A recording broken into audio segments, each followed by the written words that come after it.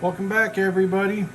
It's been a while since I've done a video, so I'm going to try something a little different here than I usually do. I've made homemade chicken patties, if you want to call them that, or chicken littles, as you my girls call them, for sandwiches.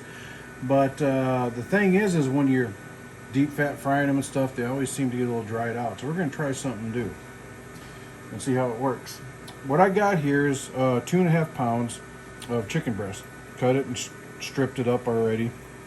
Oops. Lift her up there so you can see it. All right.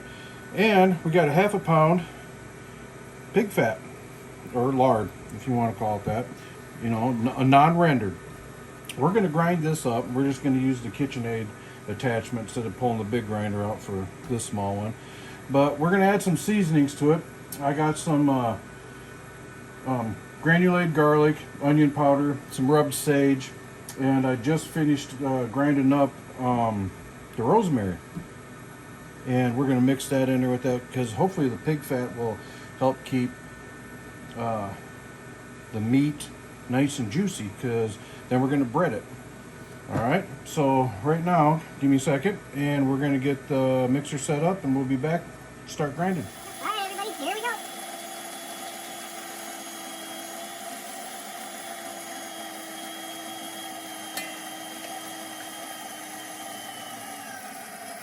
Oh, I don't like that half frozen pig fat, that's okay.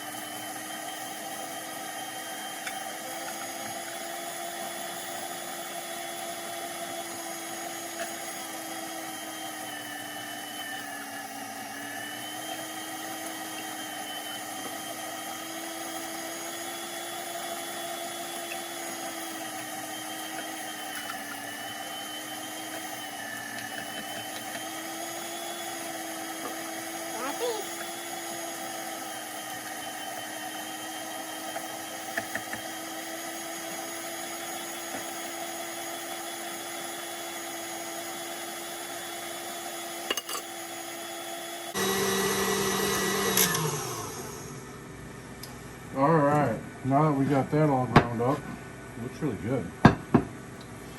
We're going to add our ingredients. So we got garlic, granulated. Everything I got here is basically an 1/8 to a 1/2 teaspoon. The 1/2 teaspoon would have been ground sage. Or sorry, rub sage. Ground I would have used less, would have been a little bit stronger. But now we're going to mix this all up so the seasoning gets mixed up in there and the pork fat gets mixed up in with all the chicken. And then we're going to make patties. And then when we get the patties done, we're going to stick them in the freezer for about 15 minutes, help firm them up. And while it's doing that, I'm going to get the, we'll call it the trifecta of breading ready to go. We're going to use a standard all-purpose flour, egg, and then we're going to use panko breadcrumbs. And we're going to make our nice little patties, bread them, and then we're going to deep fat fry them or fry them in oil in the pan. So we'll be back to you here in a bit. Alright, we're doing about, let's call them 5-6 ounce patties. Gotta make them thin enough so that when I cook them, they get cooked all the way through and I don't have to worry about burning the breading on the outside on the deep fat.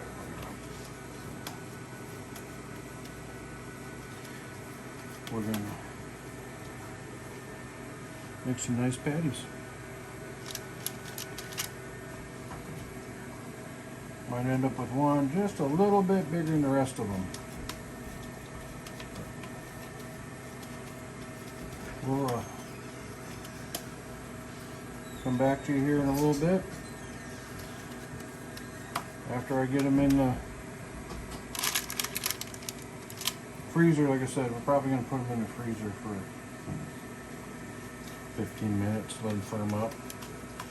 So, but after I'm done making the last couple patties here, I'll be back and I'll show you what we're going to do with the next step. Thank you. See you in a bit. All right. That's the timer. We got them up in the freezer up here doing their little chill out for 15 minutes. Firmed up a little bit. What we're going to do is, like I said, plain white flour, our little egg wash here, and then our panko breadcrumbs. So just drop her on in the flour, get it nice and coated, get all the excess off. Egg.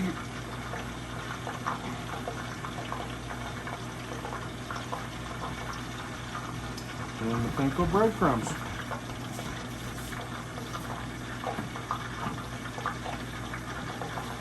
Good. Then we're going to move them all over here. As we get these all ready to go, that's my oil you can hear. So we're going to get these all breaded up, and then when the oil hits temperature, we'll come back and we'll fry one of them up. We'll see how she turns out. See you in a little bit. All right, here we go. The oil is at 375 degrees, and we're going to put our first patty in there. Here we go.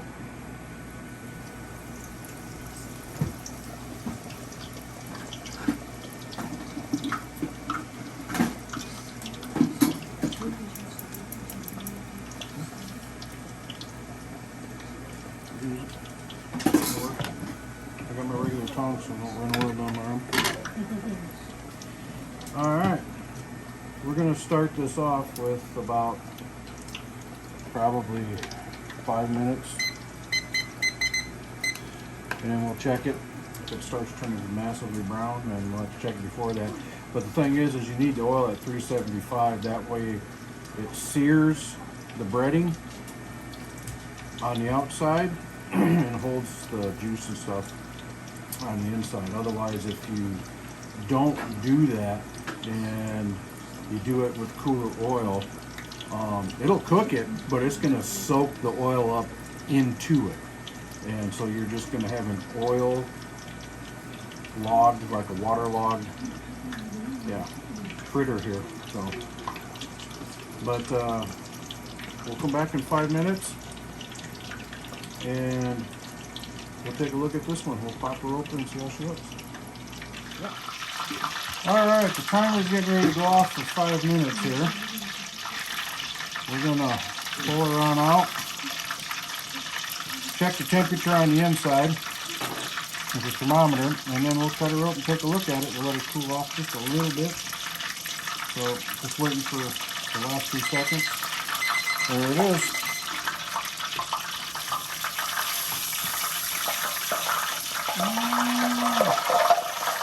That's good.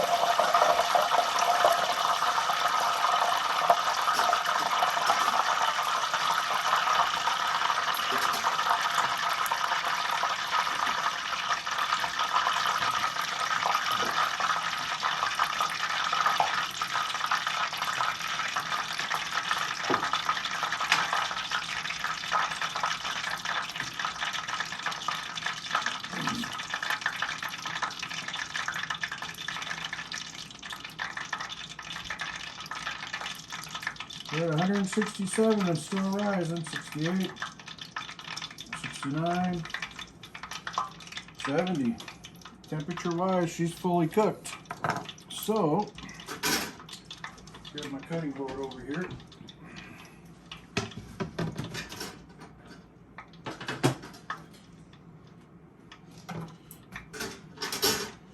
And here we go.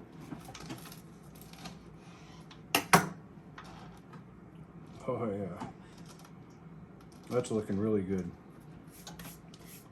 Really good. Well, I guess it's time to cook the rest of these up. Make sure the oil gets back up to the right temperature again. And when we get ready to plate it, we'll come back to you. All right, thanks. All right, what we're gonna do here, some mayonnaise on the bun, some lettuce, mustard cheese,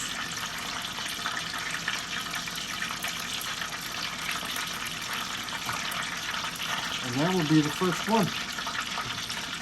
So we're going to let the wife taste test it while we have this one getting ready to finish up here. Let's see how she's good.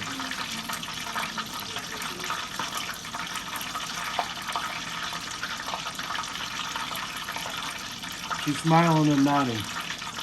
Might be a little hot yet. So, but all right. Looks good.